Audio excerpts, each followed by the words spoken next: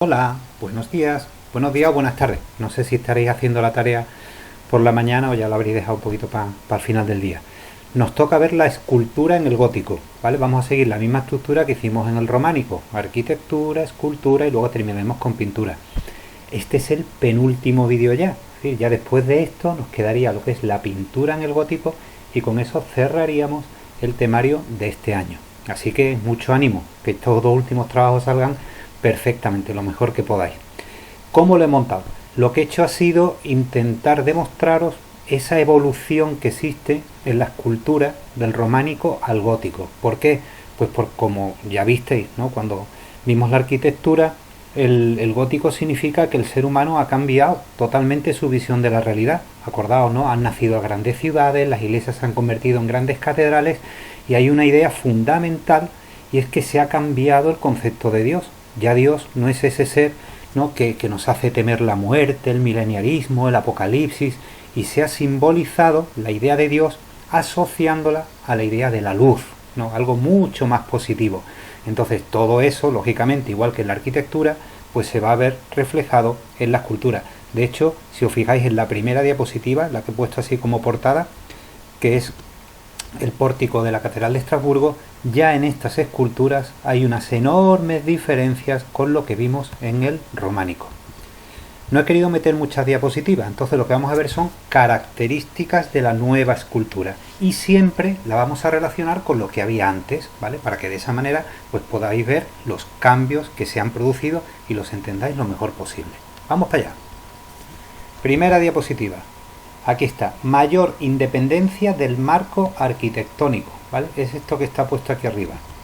No sé si os acordáis que en el románico, era una de las preguntas que hacía, ¿no? Las figuras se quedaban como metidas, ¿no? Y encajadas en función de las necesidades del lugar en el que se ubicaban. ¿Os acordáis esos tímpanos, ¿no? Donde las figuras se iban así como doblando?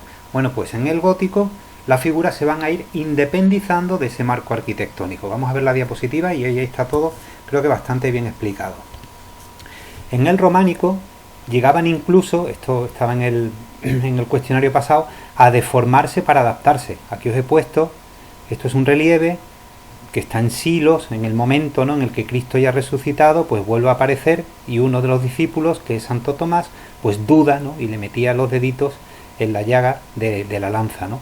Aquí, que es románico, fijaos, ¿no? Como todas las imágenes están apretadas y metidas dentro de esta estructura.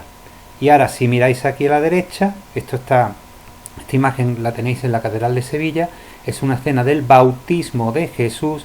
Fijaos la diferencia. Sobre todo, la primera que os tiene que llamar la atención es que estas esculturas, aunque están adosadas a la pared, prácticamente ya son independientes, casi son de bulto redondo, es lo que os he puesto aquí. Las figuras van adquiriendo un volumen mucho más completo, casi son ya esculturas exentas o de bulto redondo. Primera característica, independencia del marco arquitectónico, ¿vale? Se van separando. Vamos a ver la siguiente diapositiva. Búsqueda de una mayor naturalidad. ¿Por qué? Pues porque, como os decía, la visión de la realidad ha cambiado. Y entonces el ser humano, a la hora de expresarse a través del arte, lo que va a buscar es algo que sea mucho más sencillo, más asequible, más humano, más natural, digamos más cercano a lo que somos las personas. Entonces vamos a ver una imagen, otra, y las vamos a ir comparando. Primero, van a ir desapareciendo los simbolismos del románico. ¿Os acordáis esas figuras terroríficas que veíamos, por ejemplo, en los capiteles, ¿no? Que nos hablaban del apocalipsis, del fin del mundo y este tipo de cosas? Bueno, pues todo esto va a ir desapareciendo.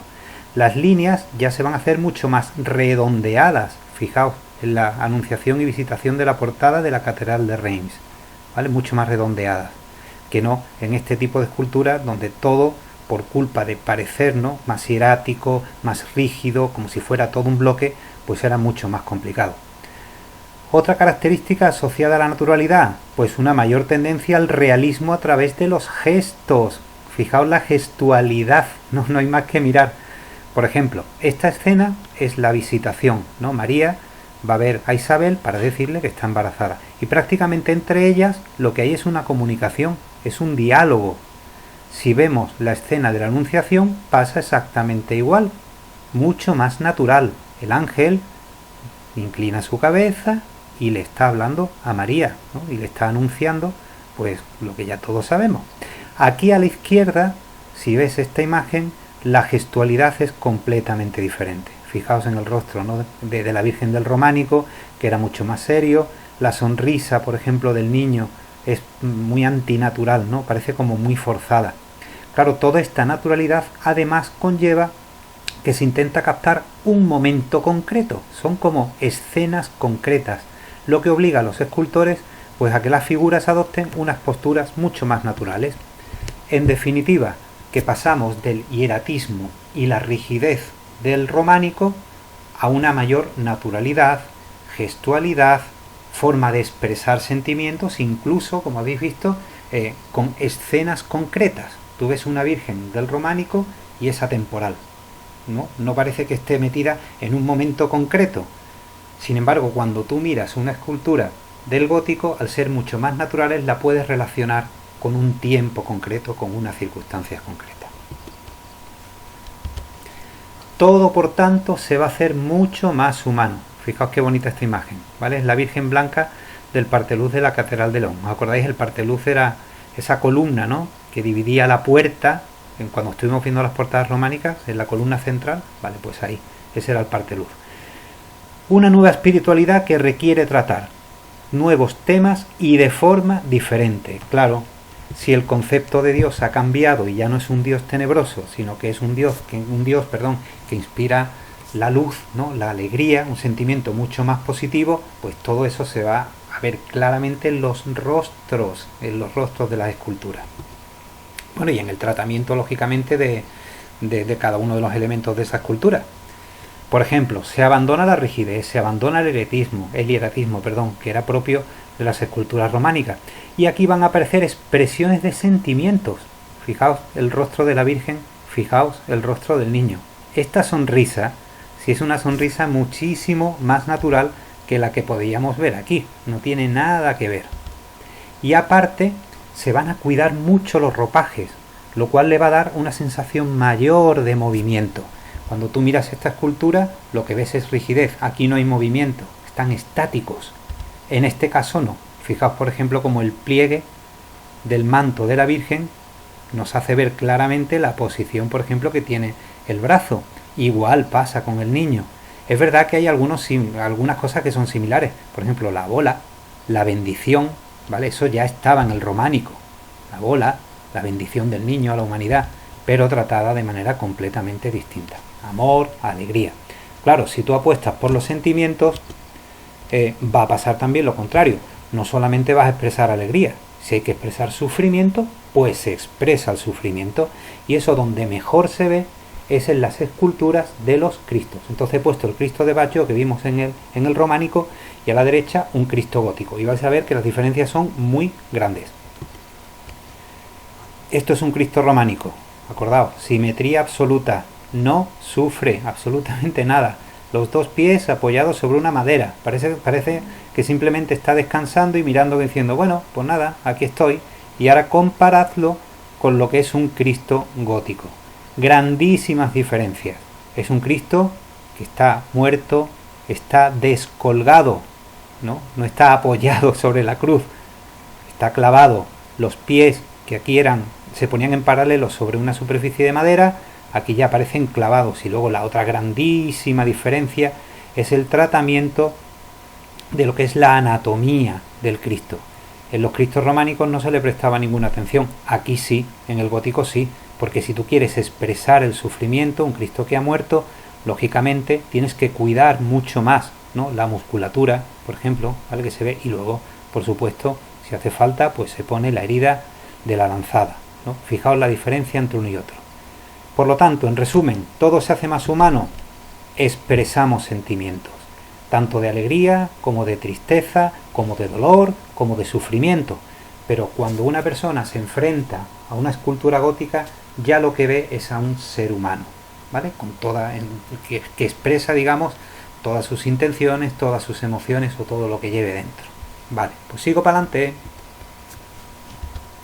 Nuevos elementos. ¿Por qué he puesto esto? Porque a partir de que las pequeñas iglesias se convirtieron en grandes catedrales, se empiezan a incorporar de manera mucho más cuidada algunos elementos que he querido que veáis, porque es muy probable que cuando algún día visitéis una iglesia o una catedral gótica os los encontréis y por lo menos sepáis reconocerlos, ¿vale? Sin mucho detalle, pero sí lo suficiente como para que digáis, ah, mira, me acuerdo que esto lo vimos y esto es tal cosa, ¿vale? Son poquitos. El primero de ellos es el púlpito. Eso que estáis oyendo de fondo es lluvia, pues está lloviendo a mares. Bueno, yo sigo. Lo primero que vamos a ver es el púlpito. Esto es un púlpito. ¿Esto qué función tiene? Dice, es el lugar desde el que se predica o se dirigen los cantos de los oficios religiosos. Claro, aquí no hay micrófono, aquí no hay altavoces, de manera que cuando el sacerdote o el obispo, ¿no?, pues tenía que predicar en una iglesia tan grande, necesitaba colocarse en un sitio desde el cual se le escuchase lo mejor posible. Muchas veces, sabéis que en los oficios religiosos, pues se canta, pues también el director, que de alguna manera iba dirigiendo, ¿no?, a todas las personas que asistían al culto, pues utilizaba el púlpito también para dirigir esos cantos. De manera que es un elemento que va a tener una importancia brutal, enorme, y entonces en algunas catedrales se va a cuidar especialmente. Os he puesto un ejemplo de uno de los púlpitos más famosos que existen, que es el púlpito de Pisano, que está en Italia, en la catedral de Pisa, ¿vale? Pisano en Pisa, con lo cual yo creo que no se os va a olvidar. Vamos a verlo un poquito de cerca. Aquí está, ¿vale? Este es el púlpito. ¿Qué me gustaría que recordaseis de este púlpito? Digo porque algún día probablemente lo podéis ver, porque la catedral de Pisa es una catedral preciosa. ¿Cómo está tratado el relieve? ¿Vale? Estamos viendo escultura. Claro, cuando tú miras este relieve tienes la sensación de que tú esto lo has visto antes. Y es verdad, lo he puesto aquí. La técnica que se va a utilizar en el gótico para este tipo de relieves recuerda muchísimo a la técnica que utilizaban los romanos. Entonces os he recordado aquí el relieve del Ara Pacis, ese altar, no sé si os acordáis, es ese altar enorme, ¿no?, de la época de Augusto, que estuvimos viendo incluso de forma detallada en algún vídeo en clase, ¿vale? Entonces vamos a ver las similitudes, que son un montón. Por ejemplo, la naturalidad de las expresiones. Esto es el Ara Pacis y esto es el púlpito de Pisano. Si veis, las personas están en una actitud absolutamente natural. Se van girando hacia la derecha, hacia la izquierda, se agachan, incluso fijaos este, ¿no?, está totalmente agachadito. En este caso, otro elemento fundamental, diferentes planos de profundidad en el tratamiento de los ropajes. Hay dos grandes diferencias. De la misma manera que aquí, conforme el relieve se acentúa, te da una sensación de 3 dimensiones, ¿no? Este, por ejemplo, este relieve, ¿no?, que es mucho más bajito, digamos, para que nos entendamos entre nosotros, ¿no?, con respecto a este niño, hace que cuando tú mires lo que veas es profundidad hacia adentro. Si tú te vienes aquí, lo ves exactamente igual. De hecho, incluso Pisano decide colocar en el fondo, ¿no?, una especie de iglesia, un elemento arquitectónico, para crear un paisaje con una enorme profundidad. Y luego la tercera característica de siempre, que en las esculturas dice mucho, es cómo se tratan los ropajes, que es exactamente igual, ¿vale? Con todos sus pliegues, pegados siempre al cuerpo, para darle siempre una mayor sensación de movimiento. Luego acordaos, en el gótico, en los relieves, se utiliza muchísimo la técnica que ya se conocía de la época de los romanos, ¿vale? Esta es la huida de Egipto, aquí está la Virgen, ¿no?, sentada en el burrito. Sigo para adelante. Otro nuevo elemento que va a aparecer. Este tiene mucha relación con el cambio en la sociedad. ¿Os acordáis de esa burguesía? Vale, eso por un lado. Es decir, que va a haber gente que va a acumular mucho dinero. Pero por otra parte, se va a empezar, es un recurso que va a aparecer muchísimo, es que los grandes reyes y los grandes nobles, cuando quieren ser enterrados, no quieren ser enterrados en cualquier lado. A ellos lo que les interesa es ser enterrados en edificios religiosos importantes. Es decir, por ejemplo, en una catedral, que es donde lógicamente él considera que debe ser enterrado en función de su posición social tan elevada. Aparecen así sepulcros que no es que aparezcan por primera vez en la historia, sepulcros los hay desde la época de Egipto. Lo que pasa que es que ahora se van a tratar de una forma determinada, que yo quiero que conozcáis, porque también es muy frecuente que cuando uno visita una iglesia medianamente importante o una catedral gótica, de repente se encuentre con estos elementos ahí dentro. Os he puesto dos tipos de sepulcros para que los distingáis. A la izquierda es lo que se llamaría, lo tengo puesto aquí arriba, un sepulcro exento, es decir, un sepulcro que puede ser rodeado perfectamente por todas partes. En este caso, pues he puesto a una pareja de enamorados, ¿no?, que se han querido enterrar juntos, como Romeo y Julieta, ¿no? Se trata estos sepulcros se trata de los infantes de Don Felipe, que era el hermano de Alfonso X el Sabio, que yo no sé si lo habéis estudiado en historia, pero fue un rey fundamental, ¿vale? Por aquello que creó una escuela de traductores en Toledo, donde hizo una labor tremenda y fantástica por recuperar, ¿no?, tantos libros, cánticos que andaban por ahí perdidos. Bueno, pues aquí tenéis el sepulcro de Don Felipe, que era su hermano, y se enterró con su esposa. Si os fijáis, en este tipo de sepulcro exento siempre es muy frecuente que se decoren con relieves alusivos, pues normalmente a la vida de la persona enterrada, porque lógicamente en el sepulcro siempre aparecerá el nombre de la persona que allí yace. Otro tipo de sepulcro que no es exento, el que es adosado. Os he puesto aquí el sepulcro del doncel de Sigüenza en Guadalajara. Claro, hay una gran diferencia. Este se puede rodear, este no se puede rodear. En este caso, cuando son adosados, se introducen en una estructura, normalmente un arco. Es que he preferido que veáis bien y cerquita, ¿vale?, al personaje. Pero si lo mirásemos de lejos, habría todo un arco así, ¿vale?, que le va rodeando. En este caso, pues la postura, por ejemplo, es muy llamativa. ¿Qué está haciendo este señor? Pues simplemente leer y meditar acerca del sentido de la muerte. Y después, como siempre, algún tipo de inscripción donde aparezca su nombre o alguna hazaña que hiciera, y debajo pues también se solía incluir el escudo de la familia, y el resto, pues como veis, son relieves con motivos florales. Esto no es nada nuevo, esto ya lo hemos visto muchas veces. Bueno, pues recordad, elementos nuevos: púlpitos para la predicación y sepulcros, lugares donde se enterraban gentes de la nobleza o reyes, siempre en lugares importantes, ¿eh? Esto lo tenéis siempre que asociar a iglesias grandes, a catedrales. En las iglesias de los núcleos poblacionales más pequeñitos no necesariamente te tienes por qué encontrar esto, aunque puede que sí, porque a lo mejor es un pueblo pequeño, pero tenía su castillo, tenía su noble, y ese señor pues decidió enterrarse allí.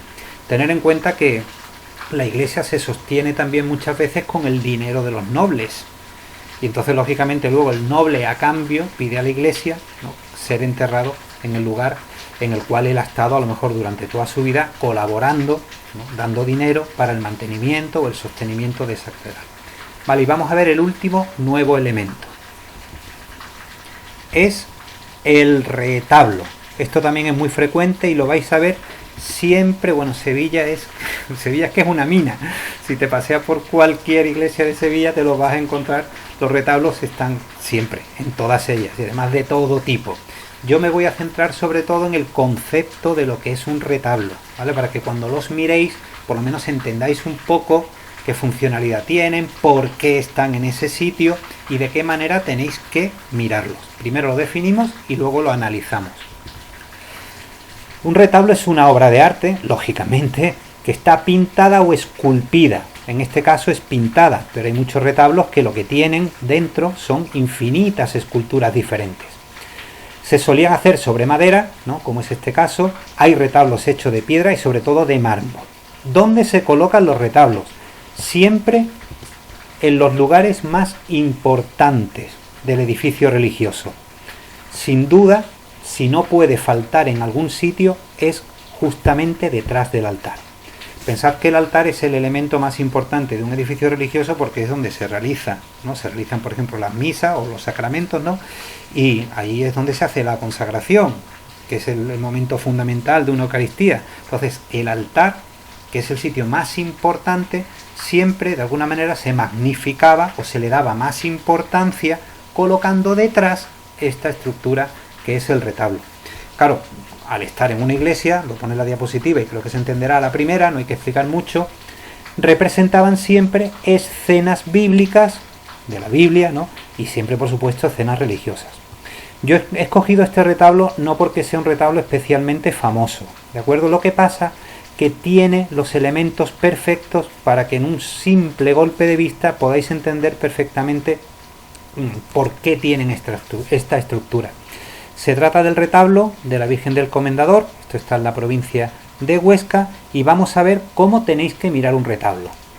Lo primero que tenéis que hacer, yo siempre recomiendo, luego cada uno hace lo que quiera, ¿no? Porque cuando tú llegas a un retablo, la tendencia más habitual es mirar al centro. Y ahora vamos a ver por qué es así. Tiene todo el sentido. Pero no solamente es el centro. Yo voy a hacer una especie de barrido de mirada, ¿vale? De abajo hacia arriba. Y yo creo que de esa manera también vais a entender que no solamente el centro, que evidentemente es lo más importante, es lo que tienes que observar. Siempre en arte hay que estar buscando detallitos que son los que marcan las diferencias.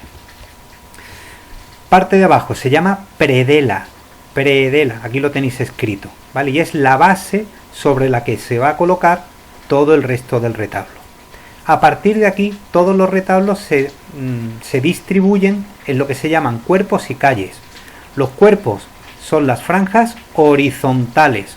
Luego este retablo tendría 1, 2 y 3 cuerpos. Y luego están las calles, que están en sentido vertical. En este caso tendría 1, 2, 3, 4 y 5 calles, ¿de acuerdo? Vale. ¿Qué es lo que pasa? Que en las calles es donde tú descubres siempre que hay una, que es la que normalmente se suele colocar en el centro, que es la más importante. ¿Por qué? Pues porque es la que suele dar nombre a ese retablo. Entonces, claro, si yo te digo, vamos a ver el retablo de la Virgen del Comendador, ¿tú qué esperas ver en la calle central? Pues a la Virgen del Comendador. Claro, vamos a verla. Aquí está, ¿vale? Está la Virgen del Comendador. Está en la calle central, que evidentemente es mucho más ancha, es mucho más grande, porque es donde está representado el elemento principal. Aquí está la Virgen, ¿vale? Con el niño, y arriba pues hay una escena de la crucifixión de Cristo, donde están las tres Marías y está la Virgen pues sufriendo, ¿vale? La muerte de su hijo.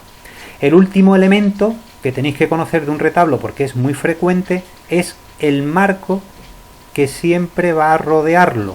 De alguna manera también este marco sirve para darle mayor fijeza, ¿vale? Y que no se desmorone. Igual que a los cuadros, ¿no? Pues se le pone un marco para proteger el lienzo, pues también a los retablos se les coloca un marco. Este marco que lo rodea pues se llama guardapolvo, ¿correcto? Hacemos un rápido vistazo a los tres elementos y aquí hemos terminado. Los tres elementos nuevos, ¿vale? Porque estas características yo creo que están claras. Independencia del marco arquitectónico, mayor naturalidad, todo se hace más humano. Nuevos elementos. Púlpito, sitio para predicar o para dirigir los cantos. Las iglesias son grandes, no hay micrófono, se tiene que escuchar lo que dice el sacerdote. Sepulcros, nobles y reyes empiezan a enterrarse en las grandes catedrales. Pueden ser exentos, como es este caso, o pueden ser adosados, ¿vale? A la pared. En una nave lateral, por ejemplo, te lo puedes encontrar en una especie de capilla específica donde esa persona pues sea enterrado. Y luego los retablos, ¿vale? Divididos en predela, que es la parte de abajo, cuerpos horizontales, calles verticales, siendo siempre la más importante la central. Fijaos en qué curioso que, claro, es un retablo gótico. Los arcos que se han utilizado son arcos ojivales, los que vimos en la arquitectura, exactamente igual. Y luego este tema del color azul, aquí, que ya os lo comenté, ¿vale? Que es algo así como es el símbolo, ¿no? Del cielo estrellado que aparece en tantas catedrales, es también muy típico del gótico. Y luego recordad que el retablo se encuentra siempre enmarcado en lo que se llama un guardapolvo. Bueno, pues hasta aquí la clase de hoy. Guardadla, miradla bien, mirad bien las actividades. Os voy a pedir también que busquéis alguna imagen en internet y este tipo de cosas, porque como veis, yo prefiero siempre que tengáis unas visiones generales, ¿vale? La historia del arte, si te pones a ver obras de arte, es infinita. Entonces yo siempre prefiero que por lo menos cuando acabe el curso miréis y digáis, Carlos, esto es románico y tiene estas características, esto es gótico, pero eso no quita que haciendo una pequeña labor de investigación pues podáis encontrar, ¿no?, algunas obras de arte que os gusten y me las podéis mandar. Ahora en las actividades todo eso quedará muy claro. Bueno, muchísimas gracias, cuidado que nada más que nos queda ya uno y terminamos y nos vemos el viernes, ¿de acuerdo? Venga, chao, hasta luego.